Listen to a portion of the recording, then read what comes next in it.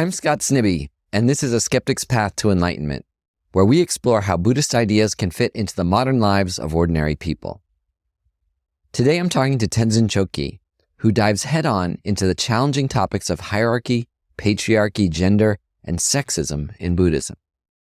As a practicing Buddhist since the 1970s, who spent 20 years as a nun ordained by His Holiness the Dalai Lama himself, she has deep, hard-won insights into these topics. Tenzin Chogkyi is one of the most thoughtful, independent thinkers I know, and a person of extraordinary integrity who has dedicated her life to both inner development and advancing fairness and equality in the outer world. I think you'll enjoy listening to our conversation just as much as I enjoyed being a part of it. So Tenzin Chogkyi, it's a pleasure having you on the podcast. You and I have been friends, and I've had the pleasure of taking your teachings and being on retreat with you. So thank you so much for joining us on A Skeptic's Path to Enlightenment today. Oh, thank you so much for inviting me, Scott. I really look forward to our conversation because we have so many interesting topics to talk about today. So to start, I'd love if you could, sorry to ask you about your whole life story, but could you talk a little bit about your history with Buddhism, how you became a Buddhist, your time as a Buddhist nun? Sure. Yeah. And I'll try and encapsulate really briefly because it kind of begins when I was a hippie teenager. I was fortunate enough to be on the back end of the baby boomer generation. And in the early 70s, there were a lot of teachers like Ram Dass had just returned from India and published Be Here Now. And Maharishi Mahesh Yogi was teaching transcendental meditation, and that was available even in suburbia where I was growing up. So I started meditating, doing TM meditation when I was 14 or 15. And just opened up the whole world of Eastern contemplative methods to me, which I hadn't had any access to. This is like early 70s we're talking about now. So I kind of read everything I could get my hands on. And I remember when I read my first book about Buddhist philosophy, which was some kind of really bad translation of Edward Concy or something like that.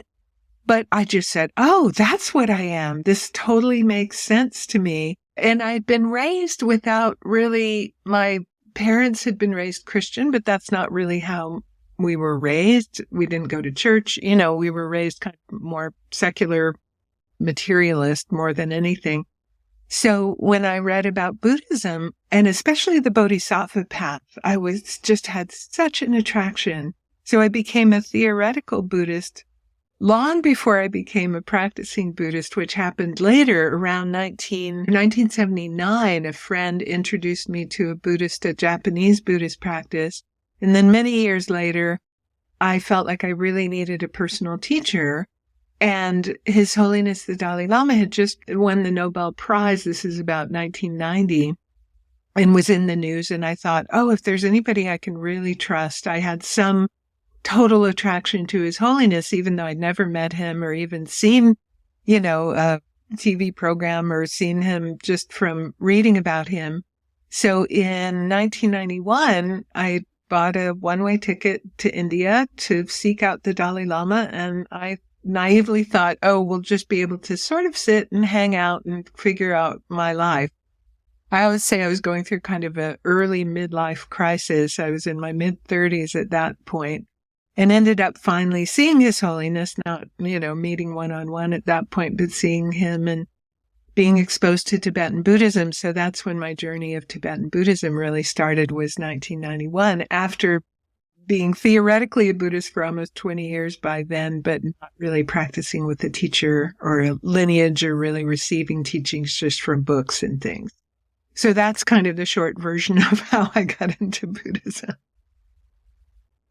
And do you want to talk a little bit about your time being ordained?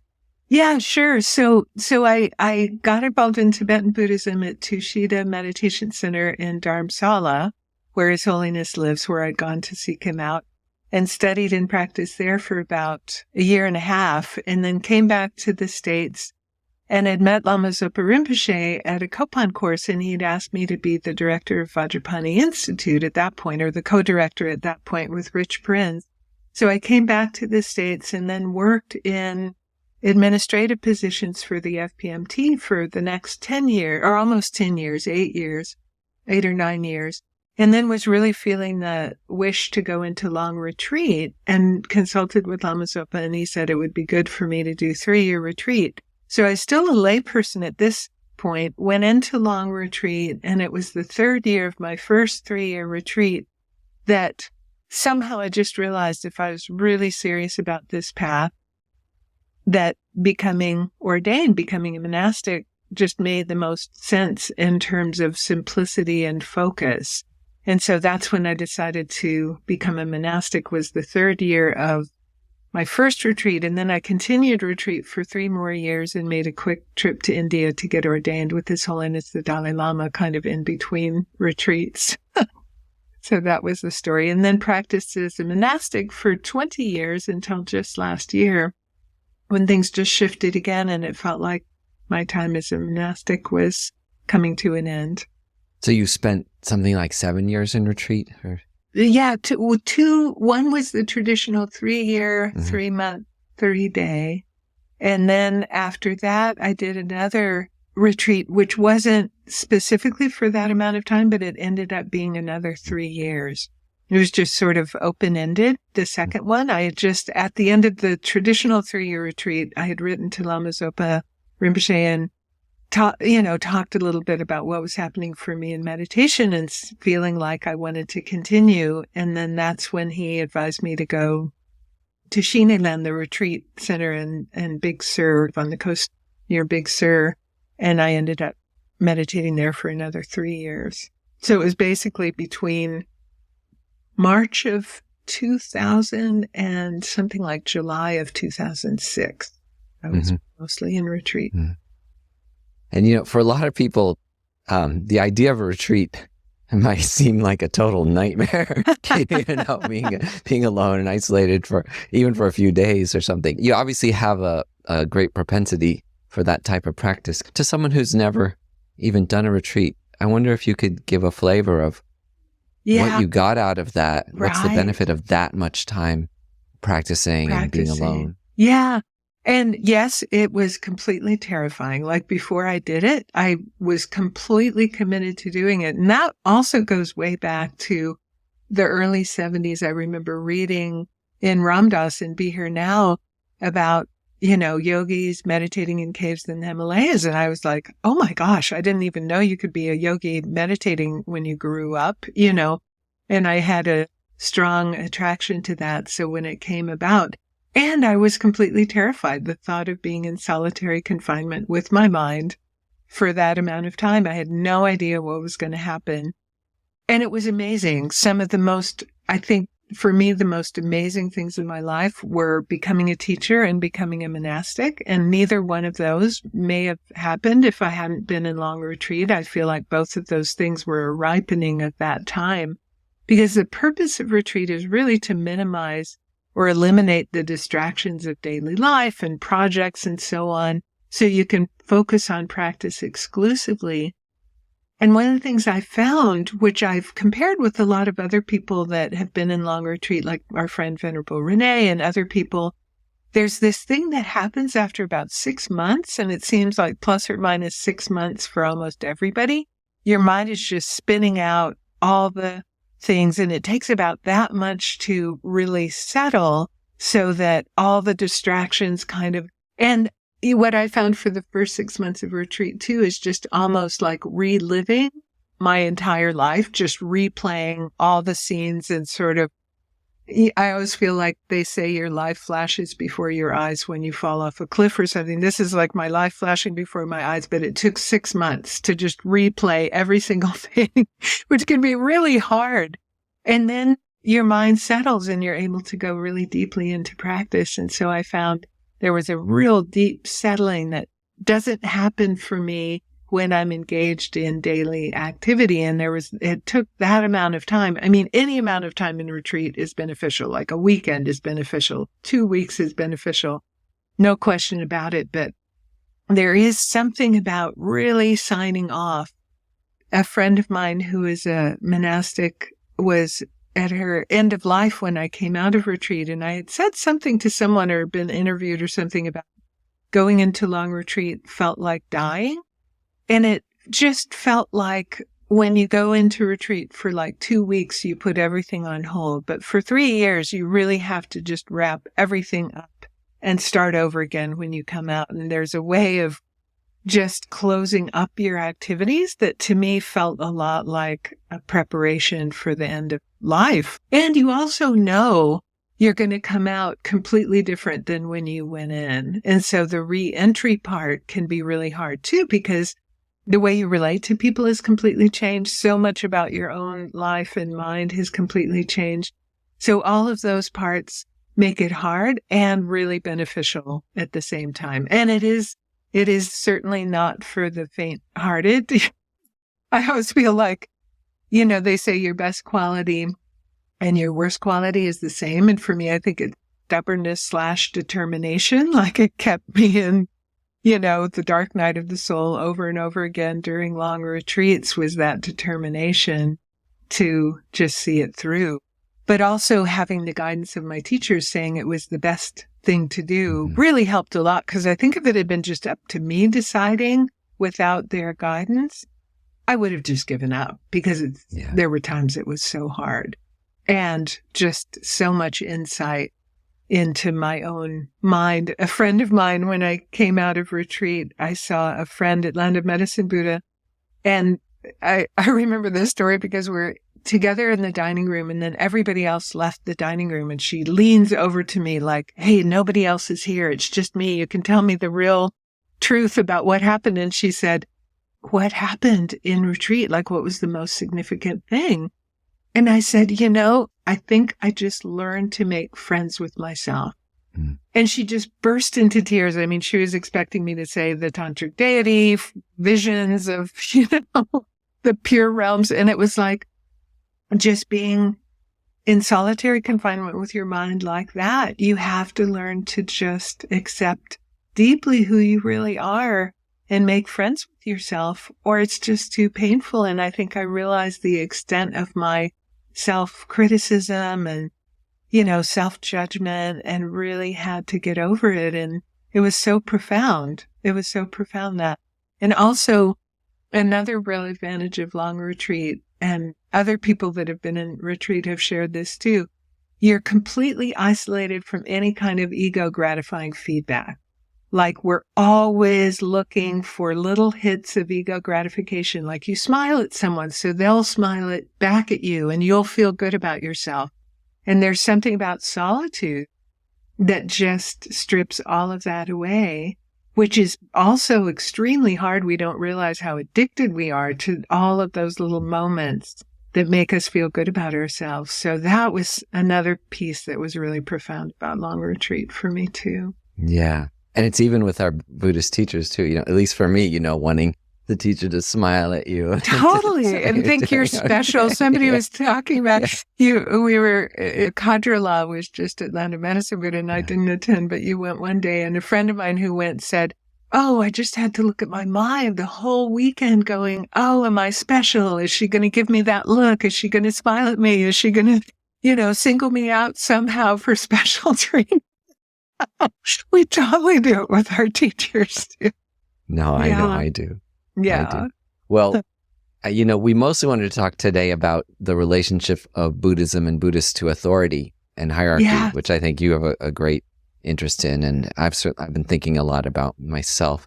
Can you start by talking a little bit about what the Buddha originally taught about authority and about critical thinking, and then maybe compare that to how Buddhist institutions have codified those teachings into the various structures and hierarchies that we've ended up with over the centuries? Yes, absolutely. This is something I think about so much of the time. And so, the Buddha is famously quoted as saying that one should check the teachings and not believe what the Buddha said just because he was the Buddha. There's this metaphor of somebody buying gold, and like instead of just taking the word of the goldsmith, but testing and biting and melting and doing all the things to test. So Buddhism really prizes that kind of critical thinking in theory, but Buddhism evolved and developed in cultures that were very hierarchical and had strong traditions of respect towards elders and authority figures. And so this attitude really influenced the ways that we're viewed, I think, when we question aspects of Buddhism. So in a way, it can kind of be a culture clash, and it's sometimes hard to distinguish between what's Buddhism and what's culture. I just listened to an interview with Ezra Klein and Joseph Henrich, who's one of the founders, or just wrote a book on this theory in psychology called the weird theory. And weird, it comes from some researchers who realize that a lot of psychological research is done on American college students who may not be typical of human psychology in general. So a lot of these broad conclusions are done on the basis of usually male, 19-year-old American college student. But how representative is that? And then they came up with this theory called the weird theory, saying that Americans, or North Americans, because I think it includes Canadians too, are weird stands for Western, educated, industrialized, rich, and democratic. And in terms of a bell curve of human experience, that's way off on one extreme. And so when you compare cultures, there's certain values that are typical of weird cultures, right? These Western, industrialized, educated, democratic, including, we're more individualistic. We like to flatten hierarchy. We believe in equality. There's certain kind of universal morals like equality and fairness and honesty. And more traditional cultures value things like loyalty and hierarchy, right? So you see this, and I've experienced this myself. When you question something the teacher says, you're seen as disloyal from that frame of reference of traditional culture, whereas that's something that we just value in, modern Western culture. We have these values of equality and honesty and fairness, and reducing harm is a high value. So that helped me understand sometimes the struggle that I felt personally, being very steeped in weirdness, according to that, in my own cultural values, sometimes at odds with just the way that Buddhist institutions, which are still operating on different cultural values, tend to operate. So that's something that I think is really important for us to figure out. They say that when Buddhism spread to different countries, originally it took usually, I've heard academics talk about this, takes about 200 years before the form of Buddhism melding with the culture of the place and some of the worldview of the, indigenous people of the place and so forth manifests. For example, when Buddhism traveled to China, it kind of merged with Taoism and became Chan, which later became Zen. So I think we're still in the early days of that transmission, really, in the so-called West. And so we have certain cultural values. We have a worldview of looking at things through a psychological lens and through the lens of Western science, for example. So how is Buddhism going to adapt culturally in a way that's going to make it accessible to the most amount of people? Because I see, a lot of very, very traditional expressions and practices of Buddhism aren't appealing so much to younger generations. And it would be a shame if these amazing transformative contemplative methods got lost just because of these cultural barriers and things that modern people find a hard time relating to, like the very rigid hierarchy and just what feels like blind obedience to the teacher and blind faith and things like that I think are just more cultural than anything. Yeah. And what's your personal experience with that, especially as a woman, and especially 20, 30 years ago, it was much more pronounced, of seeing a bunch of men, very strong male Buddhist leader, all men who had the privileged position on the stage, various kind of demotions applied to the women in female Sangha and so on. Can you talk about your own direct experience with that cultural difference? Well, it was interesting. It became more, I noticed it as a layperson, but it became much more pronounced in terms of my personal experience when I became a monastic. And I wasn't really expecting that. Lay people just sort of sit where the lay people sit, and, in the teaching, they're at a different place than the monastics or behind the monastics or whatever, but they were all mixed together. But then suddenly, in certain situations, as a female monastic, I was expected to sit behind all the male monastics or go next in line or something like that. And there was just a way that it was just so not my experience, even though I grew up kind of before the first waves of feminism, but I've been a feminist my entire adult life and always really held gender equality as a high value. So suddenly I had a choice of either like I make a fuss or I accept that this is the way that this is. And I remember it came out really strongly when His Holiness the Dalai Lama was teaching in Tucson in 2005.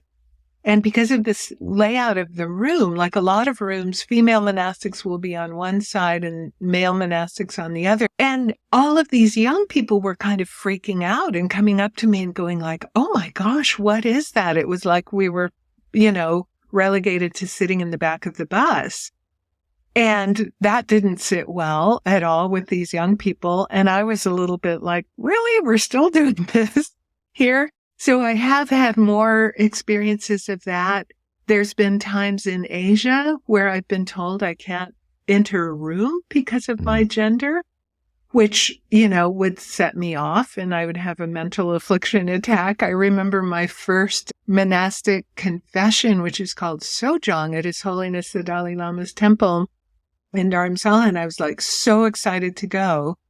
And then when I went, I saw how the young Tibetan nuns were being treated by the Tibetan monks, and it was just outrageous. And I just got angry and said, well, I can never come here again. Here I'm going to confess, and it's just making me just feel really angry. So I've had more of those experiences, sadly, when I became a monastic, and especially in the traditional places in Asia. Like, I'm not even allowed in this space because of who I am. So yeah, so that's hard. That's hard. I think a lot of our teachers who taught a lot in the so-called West and, understand more about our values, really try and do things to equal things out. But I still look at the resistance to reintroducing full ordination for female monastics into the Tibetan tradition, and all of this research has been done to show how it could happen, and it's still not happening. And I think it's just, there's a lot of resistance to women being seen as equal, sadly, in the tradition. That may be worth unpacking for people not familiar with that. You want to explain full ordination and how the lineage kind of fell off in Tibetan Buddhism and how we're trying to reestablish it? Yeah, that's right. So in many, many countries, the lineage for full ordination for Buddhist female monastics or nuns either was never transmitted because there were never enough nuns in the country, or it was broken at a certain point. And the sad backstory to why it was sometimes broken was that it was always seen as more merit for the lay people to offer food and requisites to monks than to nuns. So in times of famine, the monks would still be given food, but the nuns had the choice to either give their vows back and start working or starve.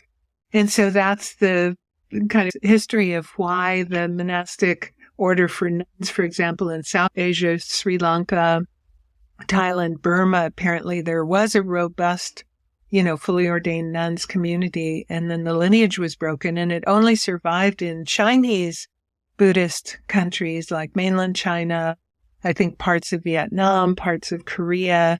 The full ordination for nuns survived. There's some debate whether it was ever transmitted to Tibet or not, whether there were ever enough fully ordained nuns that crossed the Himalayas into Tibet. But there are ways to reintroduce it, but there's been a lot of resistance. It has been reintroduced in South Asia, especially successfully in Sri Lanka. Starting in 1999, they did an ordination actually in Bodh Gaya to revive the lineage for fully ordained female monastics. And also in Thailand, there's a robust community, still doesn't receive all the, as much support from the lay people in the monastic community as one would hope. Yeah. So a lot of the teachings we get on, like, for example, the Bodhisattva teachings tell us the great benefits of hardships, like you're describing, that when people harm us, it helps us to practice patience. And I think a lot of my nun friends talked about the injustices, like you've talked about, as, oh, it's traditional and I'll bear this, it'll help me be patient. How much of those experiences did you take as a helpful lesson in patience, and how much of it did you try to be an activist about and to change? Well, it's interesting because I've heard there's been a big division in the Theravadan monastic community also about the reordination of nuns, or like reviving that lineage of ordination. And I remember one of my Theravadan monk friends once saying, oh, but it's such good training for your ego. Like, why would you want to be fully ordained? And I said, okay, if it's so great, you guys sit in the back of the bus Monday, Wednesday, and Friday, and we'll sit in the back of the bus Tuesday, Thursday, and Saturday. Like, if it's that great of training, why don't we all do that from time to time?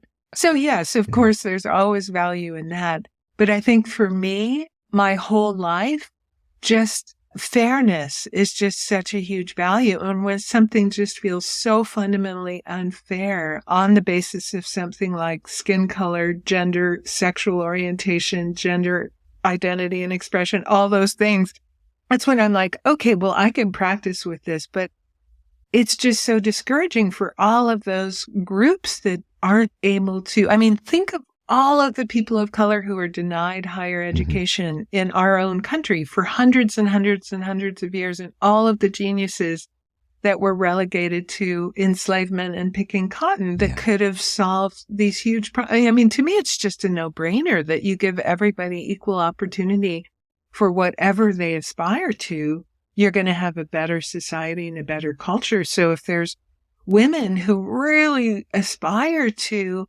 full ordination, to take on the benefit of all of the extra vows, because the same teachers that, denigrate full ordination for women are also the ones saying how karmically beneficial it is to take on vows. So how come it's true for monks and not for nuns? Like, if it's that beneficial, which I believe it really is, it's such an incredible training for the mind.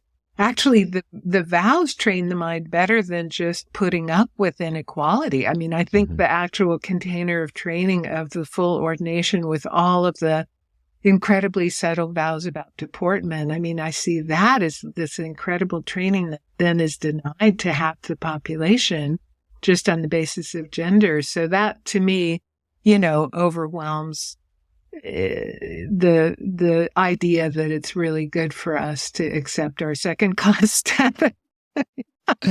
Well, Tibetan Buddhists tend to be very skilled in debate, and I like your method. Like, wow, it's so beneficial to be at the back of the teachings, and why don't the monks take their turn equally? We're depriving you of that privilege. Yeah. I want to keep talking about these cultural differences. So, because Buddhism developed in a feudal systems of monarchy, absolute power, usually male power. And I want to talk a little bit about, people get down a little bit on Western culture, but the Western Enlightenment, which is, very different from Buddhist Enlightenment, was this kind of extraordinary innovation in human society, right? Advancing these values of democracy, liberalism, human rights, critical thinking, debate. Yeah. I wonder if you could talk a little bit about how these relatively new Western ideas intersect with the fundamental Buddhist teachings. You touched on them a little bit, but I think it's nice to remind people, especially people who are trying to change our current systems, what an innovation these Western systems were compared to feudalism. Absolutely. Yeah. Right. Yeah, absolutely. And Stephen Batchelor, I read something Stephen Batchelor wrote once, and I found really interesting. And he was comparing the teacher-student or the guru-disciple relationship in Tibetan Buddhism to other kinds of Buddhism, especially ones that were more influenced by Chinese Confucian values. And he said in Tibet, there was definitely, speaking of feudal system, feudal lords and serfs. And so he said the teacher-student relationship in Tibet really evolved along those lines. You were completely dependent on the feudal lord for your very existence. And so this thing of bowing down and like seeing them as omnipotent in this way and all of that was really informed by that system. And then he said when he started practicing in Korea, in Zen monasteries, he found that the teacher-student relationship was more familial because it was more informed by Confucian family structures. So it was more like a parent and the child than it was like the serf and the feudal lord. So that's something really interesting. But in terms of these kind of modern cultural values, yeah, I think it's too easy to dismiss them and say, oh, we should somehow go back to this traditional way of being, and people there in collectivist cultures are so much happier and more balanced and all of that. And in some ways that may be true. And some of these universal morals that evolved since the Enlightenment, I think, are not to be so lightly dismissed. I mean, the example I gave before of like, do we tell the truth always? Because that's a cultural value that benefits everyone, not just your family, that you're going to be willing to lie to your family because you're loyal. I mean, that's the kind of thing that we're talking about, is just two value system sets almost.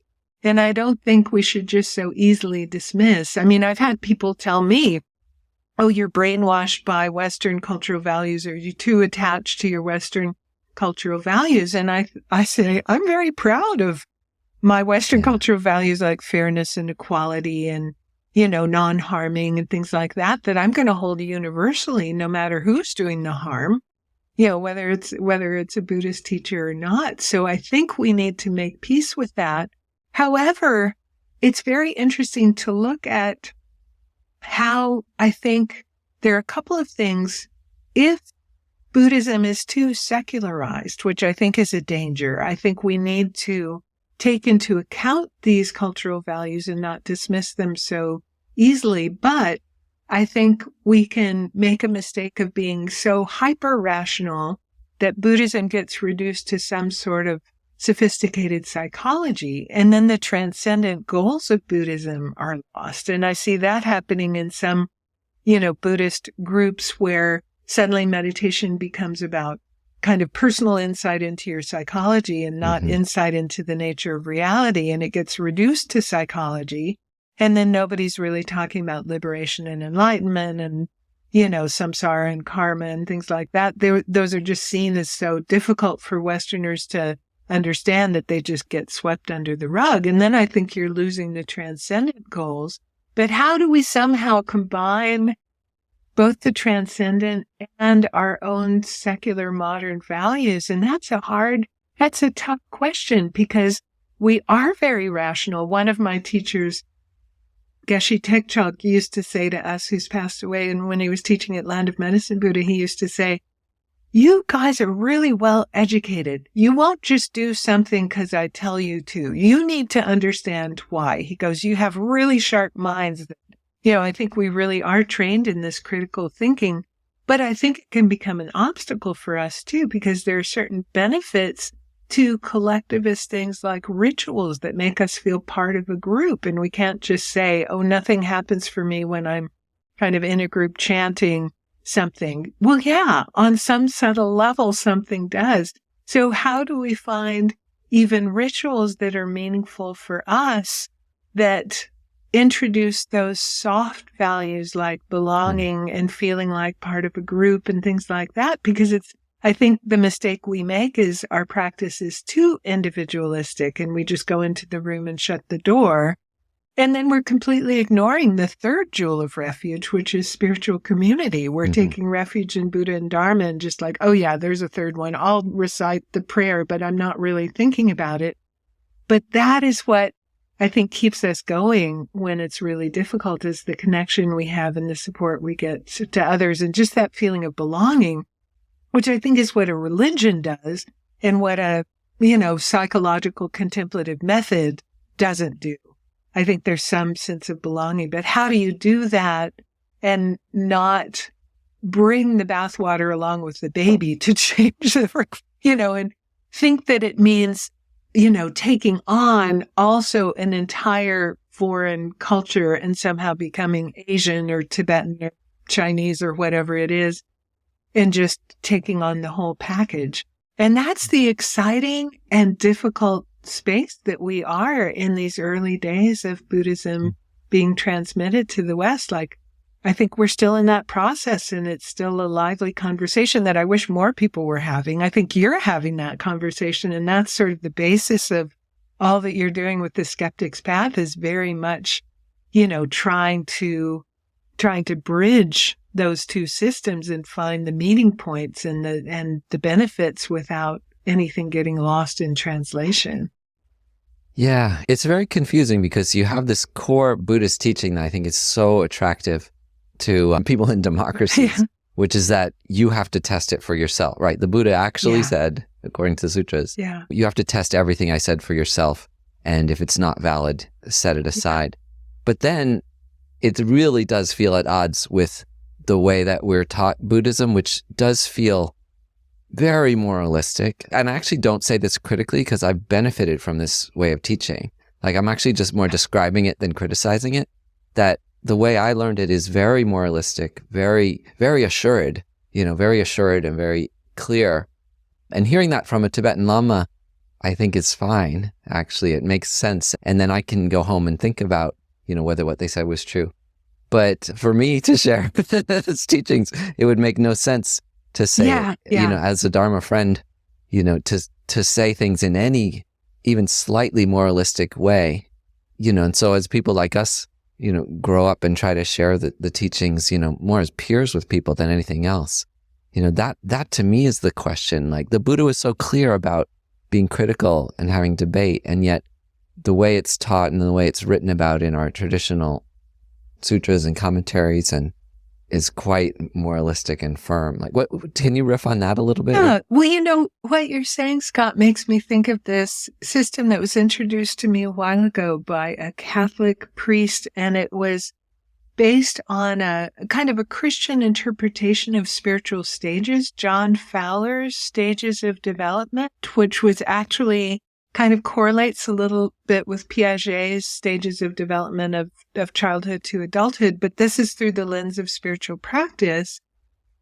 And it sort of talks about progression that in my own language I would put from a very literal understanding of things to a much more nuanced, more figurative way of understanding things. And when I look back on my last 30 plus years in Tibetan Buddhism, because I too got all those very literal teachings, and this is the 4 of this and the 5 of this, and this is exactly how it works. And, but I find that with lots of meditation and sort of integrating those ideas, there's a way of looking at them without rejecting them, but in a much more nuanced, more figurative way, which I think, to me, and according to John Fowler's stages, is sort of a mark of spiritual maturity. And I think for a lot of people, we never survive that shift.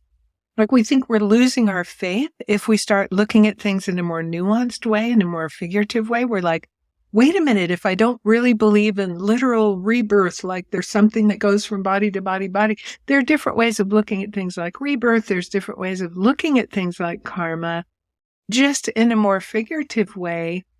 Instead of like, this is right and this is wrong, and you believe this and you don't believe more black and white kind of concrete ways of looking at things.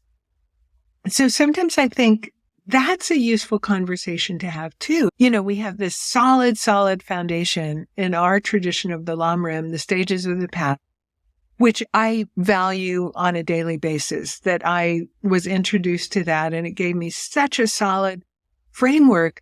But now I can look at the correlations with other traditions. I can look at things like morality, maybe in even compassion training in the Bodhisattva path in a more nuanced way. And I don't feel like I have to reject it. But, the sort of concrete, literal way of thinking about things after a certain point just didn't work as well for me. And I needed to dive a little bit deeper and get a little bit more expansive in my views.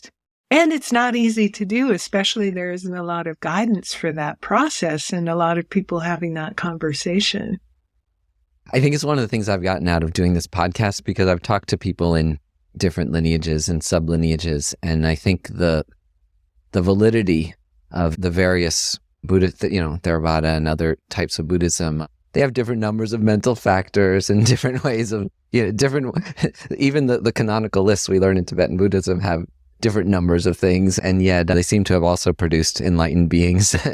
Absolutely. I was talking to a friend about this the other day, and he was saying, he was comparing two teachings he'd gotten that involved visualization of chakras and channels. And in one of them, the colors were one way, and then in another one, the colors were another way. And at first he was really confused, and he's like, well, which one is it? Which is the right thing? And then he said he had an epiphany because he read the instructions that just said, not this is the way they are, but visualize them like this. Yeah. And then he realized, oh, this is just a practice I meant to visualize them in a certain way. And he realized for him too, he was taking the instructions literally as this is actually the way they exist. And then it was like, oh, for this particular practice, just do it like this because it's skillful means in the moment for doing that practice. And I think that, that more spacious way of approaching our practices can be helpful at a certain point too. Yeah. There's something I read really early on when I was a Buddhist. Do you know this book, What Makes You Not a Buddhist? Oh, I love that book by Dzongzar Khyentse Rinpoche. Yeah. So in that book, it's like the one line that really sticks with me is, as long as you consider yourself a Buddhist, you are not yet a Buddha. But I think it's very profound, right? Yeah. Like that's like emptiness, right? Like Buddhism itself. The Buddha didn't consider himself a Buddhist. Right? Yeah, that's right. That's right. Oh, I love that. As long as we're still attached to those it's like the old metaphor of like you use the boat to cross the stream and then you leave the boat behind because you're at the other side of the stream. And I think we don't think about things like that as much as we should. And then I think we create unnecessary obstacles for ourselves. I know so many people that I feel like gave up Buddhism because when things started to be less literal in their minds, which I think was a product of all of their meditation, they kind of didn't know how to cope with it and thought they were losing their faith and then just left or went on to the next thing because they didn't realize, there's this one, I don't know if I've shared with you, there's a story I heard from Tenzin Chogkyi who loved to do for a long time interfaith like dialogues with Christian nuns. And I remember once she was talking to this Christian nun who'd been ordained since she was like 16 or something, the way that it used to be. And she was in her mid 80s or older. And so Venerable Tenzin Chogkyi asked her, well, I'm sure in your, 70 years of being a monastic, you've had the dark nights of the soul. Like, how did you survive? And this nun said something that I found so profound. She said, well, yeah, many times I would feel like I was losing my faith. And she goes, but after a while, I realized that my grosser ways of thinking about things were dissolving. Mm-hmm. And I was going to land, I'm paraphrasing, land at a subtler way of understanding things. But in between, it kind of felt like free fall and like I didn't have any faith at all. But I realized, oh, that was a really good necessary step. And then soon through my practice, I'd come to a different, subtler level of understanding and then stay there for a while until it happened again. And I took refuge in that story so many times in long retreat because I felt, because of the intensity of the container of practice, that would happen so much more frequently than it does in my normal life, that somehow it just wasn't working for me the way, even I'd look at some basic practice like refuge, and it just kept transforming into a subtler and subtler understanding. And it was really kind of remembering that story would keep me from completely freaking out when I feel like I'd lost my faith. And this is the kind of conversations I wish we had more of, because then it would make people realize, oh, just be patient and keep practicing and it'll all work out, and just trusting yourself too. And I think that's one of the things that, speaking of our Western cultural values, sometimes people criticize our individualism, but, the kind of self-confidence that we have too, and like trusting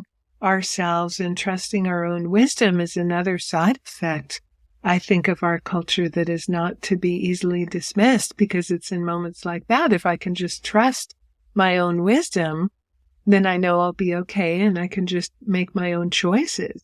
I think sometimes that, like going back to the feudal sort of teacher-student relationship, we can become really dependent on our teachers and sort of infantilizes us in a lot of ways. And then we don't develop our own wisdom. We're just asking our teacher every move to make. And then I don't think there's much wisdom in that either. No. What do you think about these big areas of non-overlap with, the Western and Eastern culture, like karma, rebirth, other realms? People like Stephen Batchelor take a very extreme position that even those are cultural, that maybe those aren't intrinsic to the Buddhist teaching. It's quite a controversial perspective he takes. But where do you land on, especially what was your journey with coming to understand those ideas, and how do you work with students, over the years who grapple with those ideas? Well, funnily enough, I didn't, and it was only when I started teaching that I realized how hard those concepts are for people. Because for me, it just made sense. And I think that was one of the reasons I was attracted to Buddhism when I first started reading about it as a hippie teenager. And I don't know if it's past life imprints or what, but it's like, oh, this just makes more sense than anything else. And I kind of relate to karma like, what is it, this second law of thermodynamics or something? For every action, there's an equal and opposite reaction or whatever it is. So to me, it just kind of makes logical sense too. And I didn't have so much of a problem and a struggle with that. And lately, actually in my teachings, I'm kind of a big fan of His Holiness the Dalai Lama.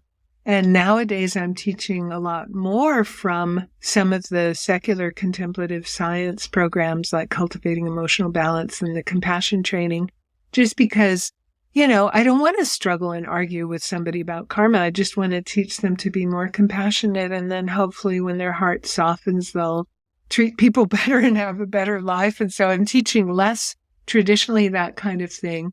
But with people, I'd usually say, hey, does this give you a framework for thinking about your actions in a different way and maybe the impact of your actions and like the 4 qualities of a karmic action and how important intention is? So even when I would teach, I would think, try and tell people it's not like this is the concrete way that it is. It's like this is just a perspective. And it's much more subtle than this. But if I use these 4 points when I'm considering any action, if I think about what's my intention, what's the object of that action, and, take more into consideration, it'll really help me with my moral life. So I would teach it much more as kind of a practical strategy for approaching life, so much rather than like a concrete dogma of this is the way that it is. Even though I still, when I think of myself and even how much my practice has changed, do I know that rebirth exists? No. But is it a working hypothesis that I'm quite happy to take on board for now? Yes. Does it help me? Not so much. Mostly I practice the way I practice because it makes me happier in this life. I don't have the looming fear of a hell realm hanging over my head. But, it's just, again, a working hypothesis. And mostly I found, I had a student in New Zealand ask me that. It was when I was still a monastic, and it was about 10 years ago. And I was teaching a weekend retreat on something I can't even remember. And she said, if I could prove to you right now that there's no such thing as karma and rebirth, how would your life change? And I thought for like 5 nanoseconds, and I was like, I don't think at all. Living in a simple way and benefiting beings makes me happier than any amount of sex and drugs and rock and roll and all the different ways I've tried to find happiness in this life. I don't think anything would really change. So I'm doing it again because of the fear of, in this sort of Calvinist Protestant way of like the fear of retribution. I'm living my life the way I do because I just find that through trial and error, it just actually gives me a happier this life too. And then if it helps me in the future lives, that's awesome too. Yeah, I mean, that's where I think, at least for Western students, I do disagree a little bit with this, the perspective in the Lamrim that you have to give up concern for this life in order to, fully that never made path. Sense to me. Because I do think like the logic is there, and it's how His Holiness teaches. And again, you put it so crisply and simply that if someone were to prove karma and rebirth aren't true, you wouldn't change a thing. Yeah. And that's what His Holiness says, right? If you want to be happy, he says it even more simply. If you want to be happy, cherish others. Like if you want to be selfish, That's right. if you want to be selfish, be intelligently selfish. And it turns out the way to selfishly pursue your happiness is to benefit others. And I think what the Lam Rim, what helped me a lot in understanding that admonition of the Lam Rim to not think about this life, in cultivating emotional balance, we talk about kind of two domains of happiness. One we call hedonic happiness, which is the kind of happiness you just get from sensory experience and pleasant experiences and people and nice food and all of that. Nothing wrong with that. But then there's another domain that Aristotle coined the word eudaimonia, which we sometimes translate as genuine well-being. And I think of it sometimes directionally. Hedonic happiness is the happiness we get from what we can get from the world. Eudaimonic happiness is the happiness from what we can give back. So it's developing our inner qualities and acting out of kindness and compassion and altruism and just feeling like your life is meaningful and that special fulfillment you get. I was talking to a friend yesterday who does prison work, and we were comparing, like a day in prison is like 0% hedonic, 100% eudaimonic. Like you come out of prison, you're thirsty, you need to pee, you're starving because you can't take food, all the things, you're exhausted, and you're 100% fulfilled because you just did the most important thing with that day. And so when the Lam Rim is like, don't think about this life, I think they're pointing more towards, if you live a life 100% focused on hedonic happiness, what a waste. But I think if Lord Buddha had talked to Aristotle about eudaimonia, maybe the story would have changed a little bit, because those are the kind of values and qualities, and that's the kind of balance that for me, that happiness of this life that His Holiness talks about, like the happiness of service, the happiness of giving back, the happiness of developing those inner qualities. Yeah, and that's where the mindfulness really is helpful, because you start to, if you can just look at your mind while you're experiencing like a great sensory pleasure, or while you're helping someone or benefiting someone else, I think you start to see like there's subtle layers that the happiness of a sensual pleasure, a big part of it is actually about being free from the attachment of wanting that thing. Like a lot of the, at least I notice in myself, a lot of the pleasure I feel when enjoying and all kind of sensual pleasures is actually more that freedom. When I really look closely at it, it's more the freedom from attachment for a little bit. Oh, I love that. Than the thing itself, I love that. That's such a spin on what psychologists, there's a name for it. They call something like anticipatory pleasure. Like we have more pleasure when we're actually anticipating it. But I love your Buddhist spin of, and also anticipating the freedom from attachment we'll feel when we actually have the experience.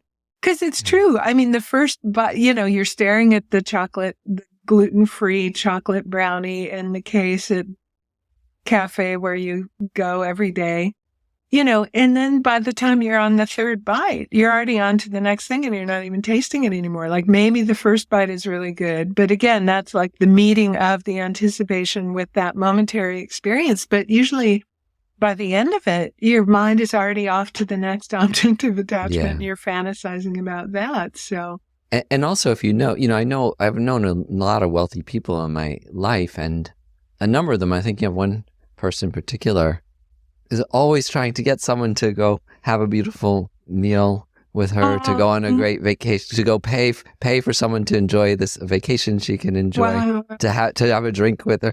All of those things. I think just that, when you see that people who can afford anything, they're still hungry to share it. They don't just enjoy sitting there alone with their glass of wine, but they're hungry to share those things. And it's not just loneliness; it's actually compassion. It's wanting to be generous and to share that joy and make someone else happy. Right? Oh, beautiful. I wanted to get back to our discussion about activism and politics. When we were preparing for this episode, you shared that there's generally a rule that Buddhist monks and nuns can't be political, which may be a little bit of a feudal leftover where, you get killed for being political. So what about the engaged Buddhism of Thich Nhat Hanh or Tibetan Buddhist protests over Tibetan autonomy in your own life? Can you talk a little bit about politics and Yeah, Buddhism. and that's super interesting. I think of it on a couple of levels. One is, in the time of the Buddha, the cultures were not representative democracies, so there's no such thing as voting and your voice being heard about things. They're mostly kings or like feudal, kind of tribal republics and things. So the individual voice didn't really count for much. So there was that perspective. And then there were a lot of things in the monastic vows that some people have interpreted would apply to something like a campaigning for a specific political candidate, because there are specific things in the monastic vows about not sending, like running messages and errands for kings, ministers of state, householders, and a basic kind of more general thing of not getting so involved in the activities of lay people. For example, monastics, a couple of people have gotten off of jury duty because one of the vows is not passing judgment on lay people. We're supposed to keep monastic activities and lay activities separate. There's also a danger in becoming partisan politically, vocally, and like lobby or, kind of campaigning for a specific candidate. And we found this a lot during the Trump years, because you can't make assumptions about all the people in your Buddhist class. And if you're too political in terms of talking about specific candidates, you can lose people and then they'll get turned off from Buddhism because they think, oh, I have to be a lefty progressive to be a Buddhist. So that's a danger that I think we have to be very, very careful as Buddhist teachers not to be too partisan vocally. However, for me, there is a big difference between that and actions that are harmful. For example, one of the most meaningful experiences that maybe of life was going down to the border with a big interfaith contingent. It was when I was still a monastic during the whole child separation policy, the summer of 2018. And there was a huge contingent of religious leaders and other people who went down, and we protested in front of a detention center. And it united people across faith lines, across religious lines, across even political lines, because that was just so heinous. We saw these children being separated from their parents at, these young ages, like 4 and 5 years old, and we all were just outraged. So for me, I can protest a harmful action, right? But I should be careful as a teacher being too vocal about partisan politics. So that's where I draw the line. Like if an action is harmful and there's something I can do about it, to me, I feel like I'm fulfilling my bodhisattva vow. But it's sort of like compassion training, because people say, how can you have compassion for somebody who does some horrible thing? Well, I can have compassion for the person and really try and do my utmost to stop them doing the harm they're doing. So it's sort of similar for me, without lobbying specifically and getting into partisan politics for monastics, because then that may cross a line or turn people off, or you get too involved in the activities of lay people. But definitely standing up against harm, I think, is also something for those of us that have taken bodhisattva vows that we absolutely have to do. So I think that's what Thich Nhat Hanh was doing. He was protesting the war in Vietnam and all of the ways that people were being treated. It was seen very politically, but it was really, I think, from his side and all of the other great Buddhist social justice activists, it's really they're trying to prevent harm is at the root of their motivation, not just picking and choosing partisan politics, right? Yeah, in Christianity, they have this phrase, hate the sin, love the sinner. Yeah. I'm not sure everyone's always following it, but it's a very good admonition, that people are good at heart and have and certainly have, infinite potential for good. But how do we skillfully oppose the actions that are harmful? Right. And it's hard. It's one of the hardest practices. Like I teach the Stanford Compassion Cultivation Training, and usually within the first 5 minutes of the first of the 8 weeks of training, people are like, how do I have compassion towards fill in the blank? These days it's Vladimir Putin or whoever it is. And it's like, okay, hang on, pump the brakes. Let's just rewind and talk about this. And you still can, seeing, like you said, that the person, even if they're doing so much harm, has potential. And often, and I found, because I taught in prisons for about 15 years, and I think every single one of my students had experienced multiple traumas like this, and when you understand that, then your heart goes out to this person because you're like, to cause that much harm, you must be in so much pain and have survived so much trauma too. So you're not going to condone the harmful actions, but like you say, separating the person from the actions and still your heart going out to the person and doing whatever you possibly could for them and stopping them from continuing to do harm, for sure. It's thinking about cause and effect, right? The Buddhist view is that everything happens due to cause and effect. People are good at heart. So if someone is performing a harmful action, it's because of other causes and conditions that have come together. Even Vladimir Putin or whoever you're really upset about. And some people argue about this, obviously, but there's even more and more. The Buddhist view is so hopeful, that everyone has what's called Buddha nature or the fundamental goodness. But even there's growing scientific evidence for it too, that when you really start to look at some of these famous studies like the Stanford prison experiment that purportedly tell us how fundamentally bad people are, the experiments didn't actually pan out the way that they were publicized at the time. In fact, people needed an awful lot of coercion and force to make them unnaturally behave harmfully to others. It's that the dichotomy is wisdom and ignorance and not good and evil. Like if somebody is acting in a way that seems so-called evil, they're just acting out of ignorance, a profound ignorance about the causes of happiness and the causes of suffering. And they're actually creating even more suffering for themselves through their harmful action, which is such a different conceptual paradigm from good and evil. If you say people are evil, so concrete, right? And what's the possibility of redemption if you see somebody as evil, in their heart or something like that? So that's one of the things I love, I think, the most about Buddhism is exactly what you said, this idea of Buddha nature and that infinite potential to transform. Yeah.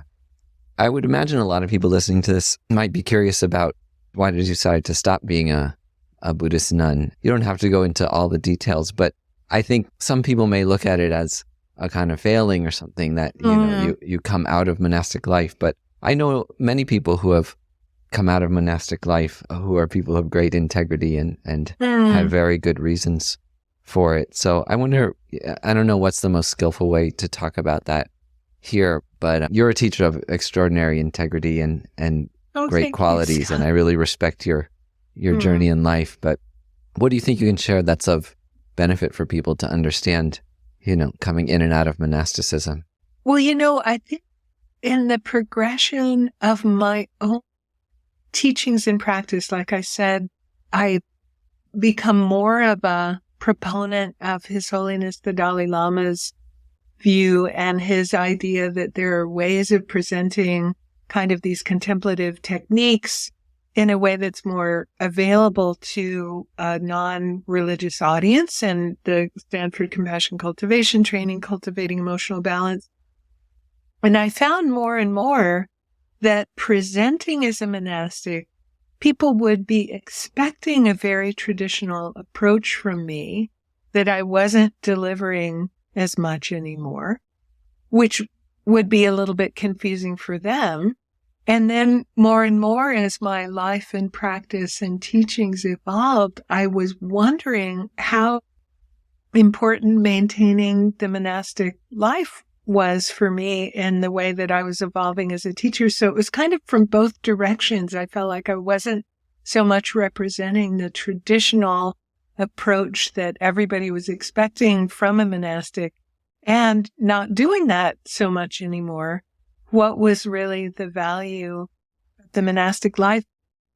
Sometimes I would be teaching one of these secular trainings and I would find me doing it as a monastic was initially sometimes an obstacle, that people couldn't hear me doing anything other than strict traditional Buddhism, even though I would say with my mouth and my words a million times, this is based on Buddhist techniques, but it's not Buddhism.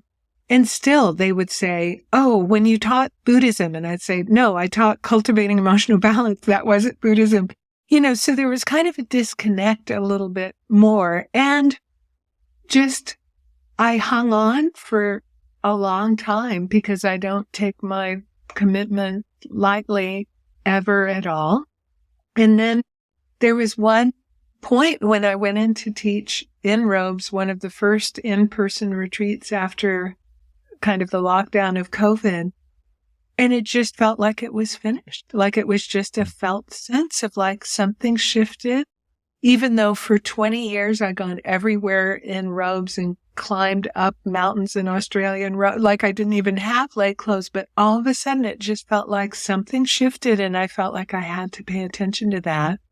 And that hanging on for dear life would just create more of a struggle for me and the people around me. So I never thought that I would not live the rest of this life as a monastic, but everything changes, everything changes. And to me, I just needed to be responsive to almost that karmic shift that I felt. And some people may experience it as failure.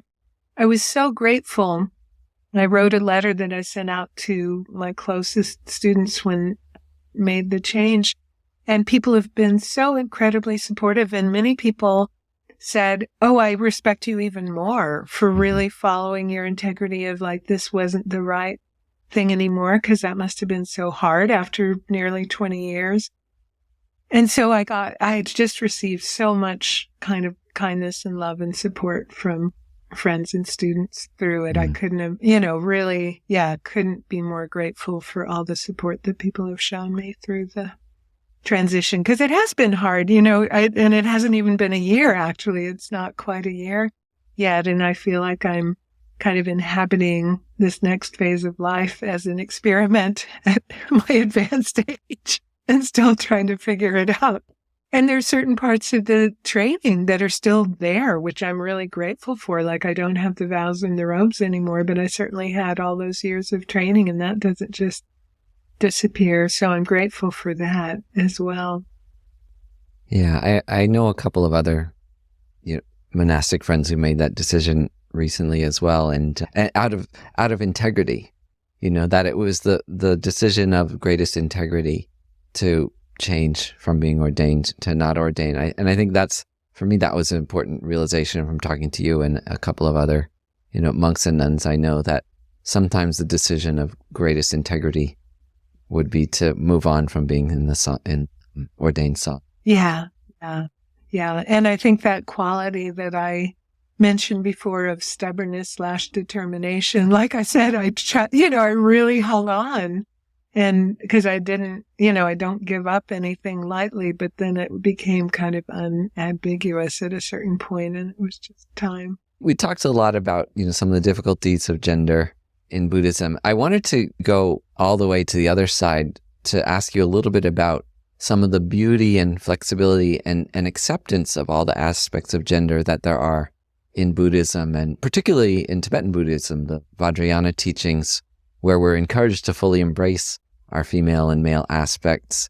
So I thought, just as a balancing note towards some of the other ways we were talking about gender, can you talk about this more embracing side of gender, particularly in Tibetan Buddhism, how gender equality and fluidity are viewed within it? Well, it's interesting because a lot of that comes or is embodied in Vajrayana practices, which, of course, like originated in northern India and were practiced there before being transmitted to Tibet. And I remember reading something that Tenzin Palmo wrote about some of these Vajrayana practices and saying that, like, the way that that they're practiced now in Tibetan Buddhist ritual is a pale version of what they were meant to be, which was these very transgressive practices. They were meant to literally just kind of blow your mind and destroy all your concrete, conceptions. So I find that even though the theory is still there, it's only my experience. Well, this is just my experience of very highly realized beings that tend to kind of embody that fluidity. Like Lama Yeshe was a totally famous example. And I remember, and Lama Yeshe apparently was a nun in his past life. And I remember when I first saw a picture of Lama Yeshe, which is on the altar at Tushita Meditation Center in early 1991, I remember thinking, oh, how cool. They've got a nun on the altar. Like I completely perceived female. And I've heard this great story that a friend of mine who was a student of Lama Yeshe told about how she went into his room one time and he's kind of reclining on this sofa in this very, kind of reclining with his head on his hands in this sort of like almost seductive pose. And her first thought was, oh my God, Lama Yeshe's a woman. And then she's like, in her mind, like, no.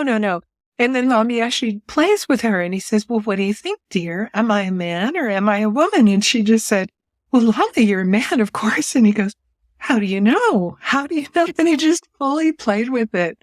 And I remember early on, I had met His Holiness Tenzin Rinpoche in India. And then I came to visit a friend in Vancouver and met his sister, Jetsun Kushala. And I remember really noticing brother and sister, right? And both of them I felt like had equal androgyny. Like that would have been my way of thinking about it back then, of like both of them fully embodied in a really similar way, just a felt sense of these qualities. And my teacher, Kirti Senchab Rinpoche, whenever I was with him, I'd always feel like grandmother energy. You just felt this nurturing, beautiful kind of. So I think, definitely I believe that for a lot of these really highly realized beings, they embody that. And still in the institutions, unfortunately, there are these lines. But I do think, I do love that it's held as at least kind of conceptually a value and that it still does exist as a very transgressive practices from early Vajrayana. Yeah. We could talk for ages and we'll have to have you on again to expand on some of these topics. But you've agreed to lead a meditation for us, which we'll broadcast in the next episode. Could you tell us a little bit about that meditation now? Yeah. So what I want to share is a practice that I do. Well, I try and do it every chance I get. Every group of students that I have, I try and weave it in. But as I mentioned, I've been especially focused these days on teaching the compassion training and really focusing on compassion and loving kindness. I recently just finished a series on the 4 immeasurables and did a day-long retreat in the 4 immeasurables. And one of the kind of turning points that we talk about in the Stanford compassion training for broadening our compassion to even people that we don't know, even people we would see somehow as other, is meditating on common humanity. And to me, this is so incredibly powerful. If we can see the common humanity, I've been involved in a couple of ventures, not only in the contemplative world, but I just, with a friend, put on our 2nd annual in Santa Cruz, bringing people of certain misunderstood and marginalized identities together with members of the public for these half-hour conversation. Because the idea is if you can just meet somebody human to human for half an hour, you can never think of them as other and stereotype and judge and dismiss them in the same way. So I just find that this whole idea of common humanity is kind of a through line in so much of what I'm teaching and exploring these days, that's the practice I'd love to lead today. Wonderful. Well, I look forward to that. And I've been reading a few books lately about, what are the solutions to divisiveness in culture, and the most scientifically backed one seems to be just that, is contact. Yes. If people just get into contact with the people that they're afraid of or that they think they hate, that those feelings generally tend to dissolve. Yeah, that's right. We had that feedback from the event that I just did. I was just looking at the feedback forms and people said nothing short of, this just changed my life. Like a 1 half-hour conversation with a Muslim or a transgender person or a police officer or a Republican, because we had those identities also. Meet People a real were like, Republican. Which is not easy in Santa Cruz, but we found wonderful dialogue partners. And so people would say that, like, wow, I'll never be the same. Like, literally, it sounds so hyperbolic, but that was the experience from just just those meetings. Yeah. Well, Tenzin Chogkyi, thank you for such a wonderful conversation. I really appreciate your openness, your kindness, your compassion, the wisdom that comes out of a life of practice and teaching and activism. Thank you for joining us. Scott, thanks. It's been such a illuminating conversation. I've really enjoyed it. Thanks for inviting me. Thanks. Thanks for joining me in my conversation with Tenzin Chogkyi. You can learn more about her teachings and work at unlockingtruehappiness.org. This podcast depends on its donors to stay on the air, and we appreciate all the donations that people have given to support our mission over the years. Please consider going to skepticspath.org right now to help keep these interviews and meditations coming to you every week. A Skeptic's Path to Enlightenment is a nonprofit organization, so all your donations are tax-deductible in the U.S. We even accept Bitcoin. To keep up with our podcast, classes, and my upcoming book, How to Train a Happy Mind, sign up for our newsletter on our website, join our private meditation discussion group, or follow us on social media where we go by the name Skeptic's Path.